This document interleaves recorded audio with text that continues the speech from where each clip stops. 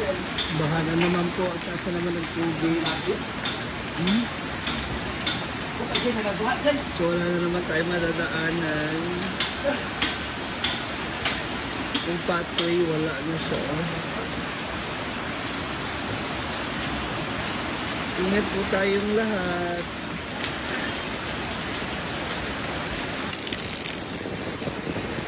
Grabe.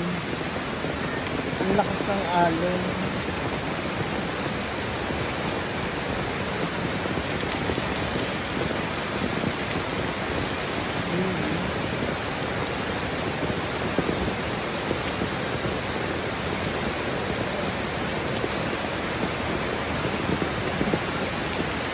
Kasabay ng bagyo, yung mga ano yan?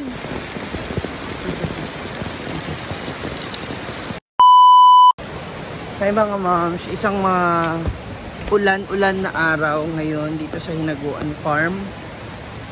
So kaninang madaling araw, dumating ang bagyo dito sa Pilipinas. And wala kaming pasok ngayon sa school, walang klase, walang benta, walang tinda. Kaya andito kami ngayon sa farm. Stranded kami dahil na rin sa taas ng bagyo, taas ng tubig dito sa ilog. So hirap din kami makatawid. Ito siya. So ayan, patuloy na yung pagtaas ng tubig. So pinanggagalingan nitong tubig na to ay mula dun sa falls, sa Sagpulag Falls, na galing dun sa mga karatig bayan. Mga tsokolate na talaga siya, oh. Tapos doon yung spillway kung saan hindi na rin matatawid yung mga tulay, hindi na madadaanan ng mga ng mga sasakyan dahil na rin sa lakas ng pagragasa ng mga tubig. At tuloy-tuloy yung pagtaas niya, tuloy yung tubig. Yung mga manginangin ng mga puno na rin ang nagbagsakan. At dun sa kabilang side ng farm, dito po, ayan, umahampas na yung hose. Sa taas ng tubig, nalalaylay na rin yung hose ng kasi dito sa parting to, tumataas na talaga ang tubig. Tayo sa para mas makita natin siya. Actually, ambon na lamang ang tubig dito. Ano yun? Ha? Saan ka pupunta? Ambon na lamang kung tutuusin. Pero ayan nga po, sa lakas ng tubig, sa taas ng tubig, parang nahihilo ko.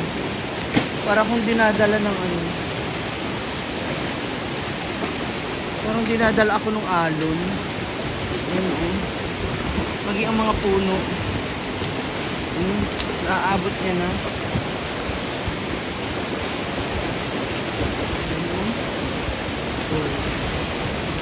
Tumataas na talaga. Ang bilis ng tubig.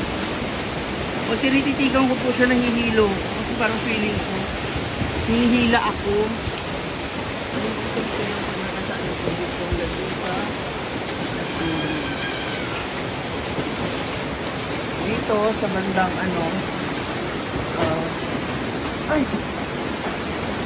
ayun na ang tulay, naguba na, naalog na rin siya. Nahampas na siya, nasa alog. Ito na, oh my god, lakas.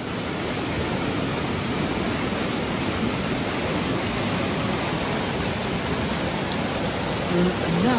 Wow.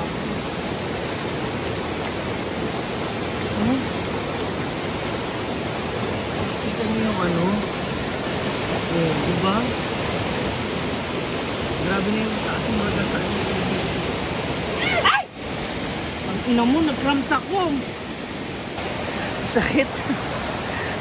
Ginulat ako ni JJ. Ayun po, ginulitat ako. Ang sakit. So sa ngayon po, patuloy ang pagtaas ng tubig.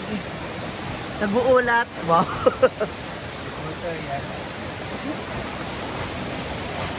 Hindi ba delikado itong ano, itong puno oh? Hindi delikado itong puno na to, parang babagsak na siya.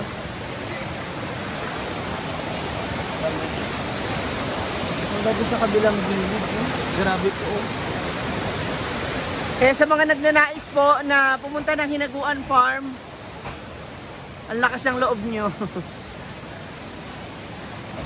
Grabe. Dito naman po patuloy po ang paggawa. Walang ulan o bagyo ang makakapigil. Hi Papa Tonton! How are you? Okay lang ikaw? Bakit ikaw nakasimangot? Okay lang? Walang anak kagabi? Ha? Wala nang anak?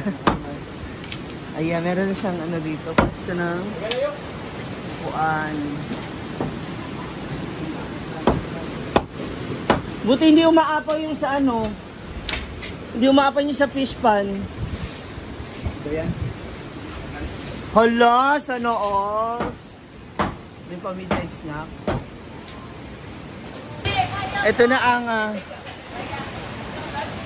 Bagyong Tino. Sa taas. Ay, baliktad. Sorry. Babalik ko naman. Ito nga pag ano eh.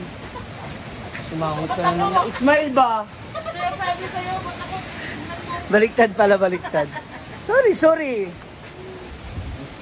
Tumatik yan. Ganda ho kasi ng payong namin. Hindi ko alam kung kami ba magpapayong nito o si OD ba? Oo, kala mo talaga ang tangkad. Ganito na talaga siya? Sada.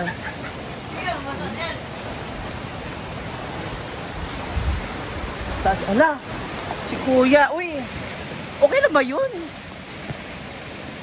May namimingwit pa po.